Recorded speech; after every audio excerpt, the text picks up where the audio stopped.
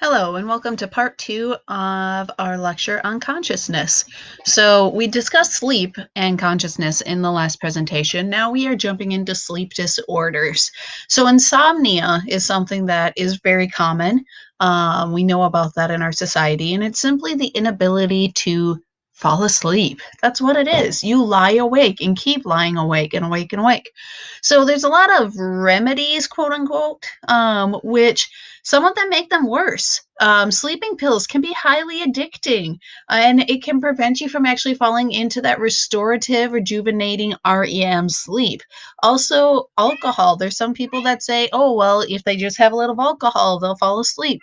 One, that is also addicting. And two, it also will prevent you from getting a good night's sleep. And it also kind of goes through your bladder faster. So it also might wake you up and cause, also just a 3 a.m. issue because you just woke up to go to the bathroom and now, yeah, you can't fall back to sleep again. So um, if you're having a lot of problems with insomnia, you can go to a cognitive behavioral specialist and they might be able to give you helpful information and kind of like a new path to take to try to help you fall asleep again. There are also sleep specialists that you could also go to. Sleep apnea is a sleeping disorder where a person stops breathing for 10 seconds or more at a time and they don't wake up while they're experiencing this. They're traditionally also people who snore loud. My brother in law has sleep apnea, and so he wears a mask attached to a machine that helps him sleep and helps him continue to breathe all throughout the night. So you might know people that have this and have that. Roughly 4% of Americans have sleep apnea. Also, sometime, in the future, if you have a spouse, or a partner that is having problems and you notice them having problems breathing at night, you might want to have them go get a sleep apnea test to find out whether or not they do have that. So, moving on for other sleep disorders, we have narcolepsy. That is that sleep disorder characterized by uncontrollable sleep attacks. From one moment to another, you kind of have almost what they call a sleep seizure, and you slip into REM sleep during the day or during your waking time, whenever that is. So, that can be an issue. And Harriet Tubman had narcolepsy for who had it that you might know. Sleepwalking, obviously, sleepwalkers can walk, talk, and see, but they will have little to no memory of the event when they wake up. They're usually deep into stage 3. So this is something where they're not somebody who is like acting out their dreams. However, you do have that on every once in a while, where somebody might be acting out a dream. But usually sleepwalkers just are going and walking and doing things, and they have no idea why they were ever doing that when you question them when they're awake. Night terrors is a sleep-related problem characterized by high alertness and an appearance of being terrified while having extreme fear, agitation, and screaming. It usually happens in young children where while they are growing up, and their brains are also growing, that they might just kind of have this period of time where every once in a while, or even once a week, they might just wake up just screaming. And you try to calm them down, and it's kind of like they're there, but not there, and they might not actually have a memory the next day of what was going on at night. So you can always contact a physician, the pediatrician, if you know a kid that is having that. And if it continues on, then they also might have them see a sleep specialist. Restless leg syndrome is just that uncomfortable sensation in the legs causing movements and loss of sleep, because you're just having these sensations that keep going on and going on and going on. Or then you're also just some people that just have that sudden movement or flinch of a body part that happens in that 5 to 10 minute stage 1, or in the kind of beginnings of that stage 2 for sleep. So, again, I did already talk about that in yesterday's lecture, but the effects of sleep deprivation. Again, irritability, that we all know that when people are sleep deprived, they can get a little bit snarky. There's cognitive impairments. You're not thinking as well as you usually can. You can have memory lapses, impaired moral judgment, just making bad decisions. It's a bad decision time period. Severe yawning, lots of yawning. Hallucinations, if you go long enough, if you ever get to the point of hallucinations with sleep deprivation, definitely get to sleep. And if you are suffering them from insomnia, definitely go to a psychologist, a psychiatrist, or a cognitive behavioral specialist to assist you with that. Um, Also, symptoms similar to ADHD in terms of you're not being able to concentrate. Of course, that impaired immune system, risk of diabetes type 2, your heart and your muscles are all also having issues as well as you go through that. So make sure to simply get your Z's. Sleep, it's what we all need. So, jumping into now, our next topic is hypnosis. So, that is a state of consciousness in which a person is especially susceptible to suggestion. Now, many people are fascinated with the concept of hypnosis, but once you actually go into the true science of it, it's not quite that intriguing as some people assume. So, only about 20% of people are highly suggestible to have a hypnotist actually suggest them to do something. So it only works if the subject is open to suggestions and allows it to happen. That's why already it goes down to 20% right off the bat. And that might also not really happen. They might still not allow you to do, exactly all the things that you're telling them to do. So, psychology has looked into the claim that people can remember items of their life through hypnosis. Science disputes this claim. Memories from this can be a combination of fact and fiction, as the hypnotist asks leading questions that can then create a fictional story, and a person now is led to believe something happened that never happened. That is why memories from hypnosis are not allowed in a court of law in the United States, Australia, and the United Kingdom. So, can a person make a person do things against their will? Like the, ultimate question, could you hypnotize somebody and have them murder somebody? No, it doesn't work that way. A person has to allow the hypnotist to have them do what is requested.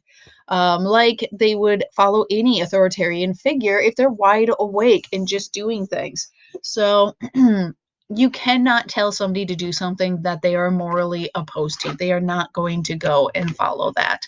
Now, in terms of hypnotists going in helping people with certain issues as a form of therapy, there's mixed reactions and mixed information. So people have reported that they have less headaches during hypnotism, less asthma, less stress related disorders, mainly because of what's happening in the brain. Your signals and that stuff are not getting passed along as they would in a totally woken moment. So yeah, it could reduce your headaches for that time being. In other cases, clients whose therapy was supplemented with hypnosis showed greater improvement than 70% of other patients in terms of your headaches, asthma, and stress related skin disorders. Also, it has been found to be helpful for people that are trying to lose weight due to obesity.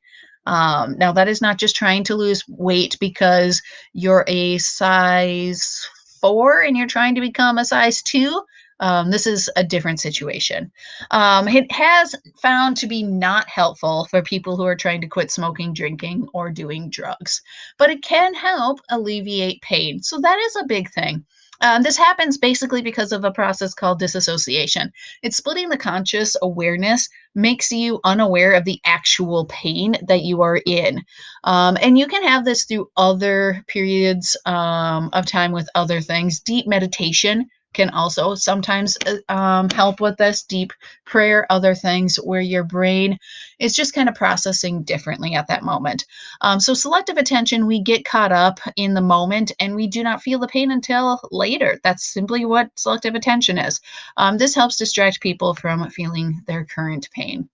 So, in terms of explaining hypnotism, the attention is diverted from in a verse odor or something if people kind of do it that old school way. So, with this divided consciousness theory, hypnotism has caused a split awareness in the brain.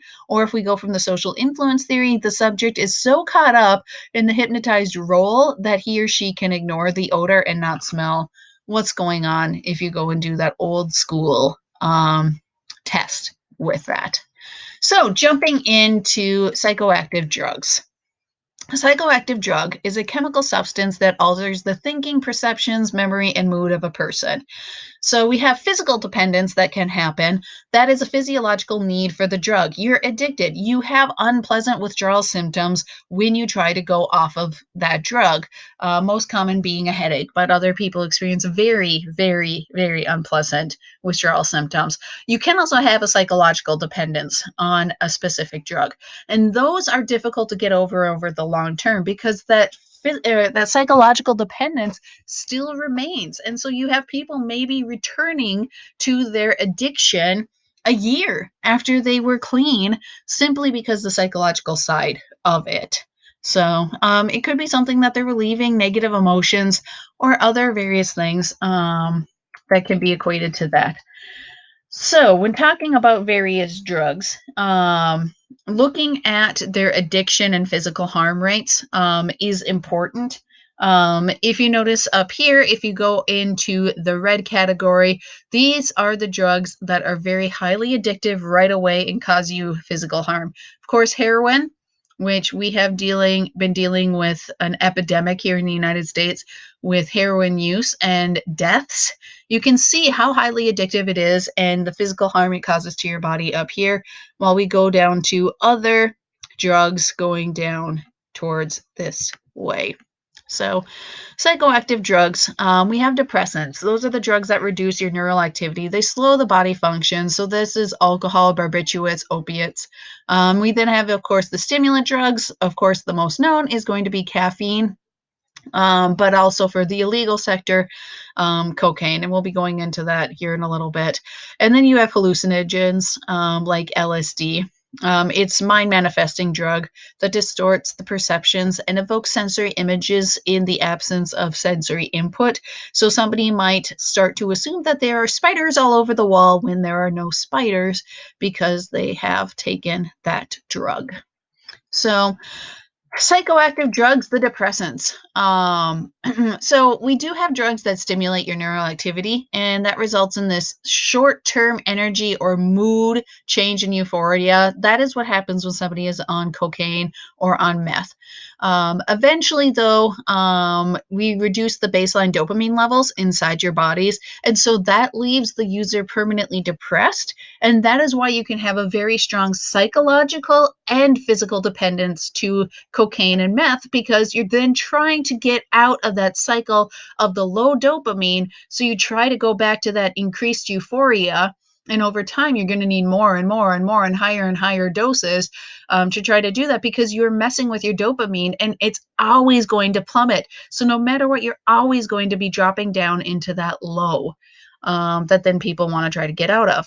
So, barbiturates, those are the drugs that depress the activity of the central nervous system, so reducing anxiety, but it can also impair your memory and your judgment. Of course, it also, though, can help if, like, you're somebody who suffers from seizures to try to reduce those. Opioids, those are opium and other items like morphine, heroin. These depress neural activities, temporarily lessening pain and anxiety. And it just depends what you're taking and how you're taking it. But for example, morphine and heroin, highly, highly addictive and damaging drugs. So I already kind of went in and explained it, but this is from the actual scientific explanation with neurotransmitters. So a neurotransmitter carrying a message from a sending neuron across a synapse to receptor sites on a receiving end of a neuron. They come on in. The signal or the sending neuron then reabsorbs the excess neurotransmitter molecules in that process of reuptake, which we talked about last semester. And by binding to the sites that normally reabsorb neurotransmitters, cocaine blocks the reuptake of the dopamine. And there you go, you don't have that anymore. And the extra neurotransmitters therefore remain in the synapse, intensifying their normal mood. So, other drugs, we have ecstasy. This is a synthetic stimulant and mild hallucinogen, both short term and long term health risks, of course, associated with it. Some people in the very short term can have extreme reactions to ecstasy. requiring hospitalization or even death. LSD is a powerful hallucinogenic drug.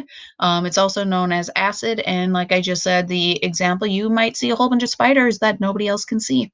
And then we have THC, the major active ingredient in marijuana. It triggers a variety of effects, including mild hallucinations for some people. And so these are just a list of your psychoactive drugs from your textbook. So we've got alcohol, heroin, caffeine, meth, also known as speed ice, cocaine, nicotine, ecstasy, and of course, marijuana, and then all of their adverse effects that you have. And so if you want to, you can watch the various videos that I have on here for the classroom. Thank you for listening and have a wonderful day. Bye-bye.